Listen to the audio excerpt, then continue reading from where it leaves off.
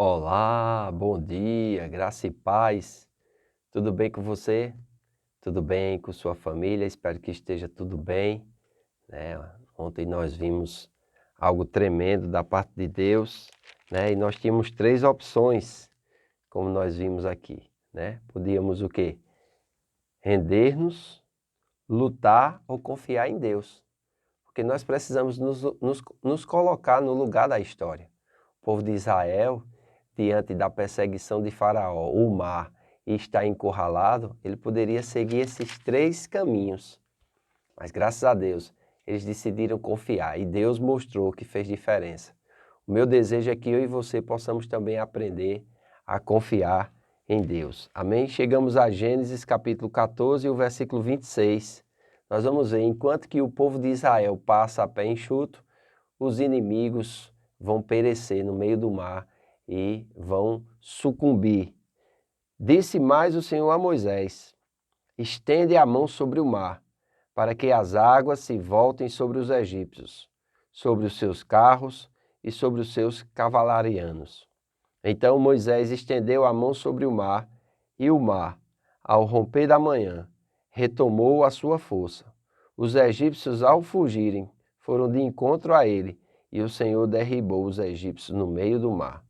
E voltando as águas cobriram os carros e os cavalarianos de todo o exército de Faraó, que os haviam seguido no mar. Nem ainda um deles ficou. Mas os filhos de Israel caminhavam a pé enxuto pelo meio do mar, e as águas lhes eram quais muros à sua direita e à sua esquerda. Assim o Senhor livrou Israel naquele dia da mão dos egípcios, e Israel viu os egípcios mortos na praia do mar. E viu Israel o grande poder que o Senhor exercitara contra os egípcios, e o povo temeu ao Senhor, e confiou no Senhor e em Moisés, seu servo. Olha que coisa tremenda. Moisés aqui, ele simplesmente é um servo fiel a Deus. Ele não tem o poder de definir quem morre, quem vive.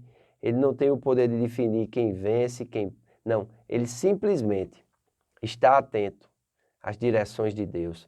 E assim é todo líder, irmãos. Os líderes, eles têm o dever de serem um exemplo para o povo, mas eles não têm o poder de definir quem vai vencer, quem vai perder, quem vai ser bem-sucedido, quem vai ser mal-sucedido, porque vai depender também da obediência, né? Enquanto o povo teve três coisas, a resposta apropriada ao poder de Deus é temor, confiança e obediência. E é isso que o povo vai aprender daqui para frente. Temer a Deus, amém? Confiar em Deus e obedecer à sua vontade. Eu sei que em meio às lutas da vida, muitas vezes nós olhamos e muitas vezes pensamos que é melhor render-se. Outras vezes é melhor lutar, mas não é lutar pela força do Senhor. Não é lutar em descansar na palavra do Senhor, mas é lutar na própria força, é confiar na força do braço e muitas vezes nos decepcionamos por causa disso, porque nós deveríamos simplesmente confiar naquele que fez a promessa. Irmãos, Deus não é homem para que minta, nem filho do homem para que se arrependa. Quando Deus promete algo, quando Deus fala algo, preste atenção, aquilo vai se cumprir. Pode ser que demore aos nossos olhos, mas não aos olhos de Deus, porque Deus ele chega na hora certa. Deus intervém na hora certa. Deus, ele é o eu sou, ou seja, o Deus presente, o Deus do hoje. Muitas pessoas estão frustradas porque estão querendo que Deus faça o que ele vai fazer amanhã ou hoje, ou estão reclamando porque o que ele deveria ter feito hoje ele não fez ontem. Amado, aprenda a ser obediente ao Senhor. Aprenda, né, o que é o temor do Senhor. Salomão, ele diz que o temor do Senhor é o princípio da sabedoria. Não existe ninguém sábio se essa pessoa não teme a Deus. E temer a Deus não é ter medo dele. Temer a Deus é reverenciá-lo. Temer a Deus é considerar a sua palavra. Temer a Deus é colocar Deus em primeiro lugar, ainda que você não entenda, ainda que você esteja travando lutas tremendas e difíceis. Você precisa aprender a confiar no Senhor, temendo o Senhor de todo o coração. Amém? Respeitando a Deus, colocando Deus em primeiro lugar. Você sabe que quando as pessoas não estão, Deus está lá, vendo tudo. Sabia que a palavra nem chega à boca e Deus já sabe o que você está cocheando, o que você está pensando, os pensamentos que estão subindo ao seu coração. Agora é importante você ter cuidado também, porque existem dardos inflamados do maligno, que são pensamentos que vêm do inferno, que você deve resisti-los usando o capacete da salvação, o escudo da fé, embraçando, né, a espada do Espírito, né, porque tem pensamentos que vêm do inferno. Todas aquelas tentações de Jesus foram sugestões do diabo como dardos inflamados. E olha que ele usou até a palavra de Deus fora de contexto. Jesus simplesmente, com o escudo da fé e a espada do Espírito, disse: está escrito, está escrito, está escrito. E assim colocou o diabo para fugir. Eu e você precisamos colocar o diabo para fugir.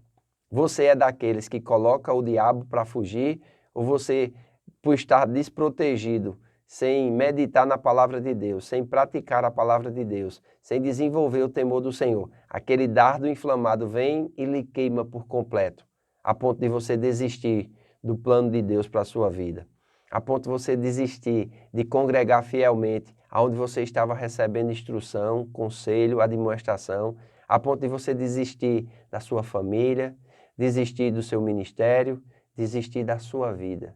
Tem muita gente pensando em desistir da sua vida, mas eu quero estimular você a buscar temer a Deus. Amém? Depois, confiar.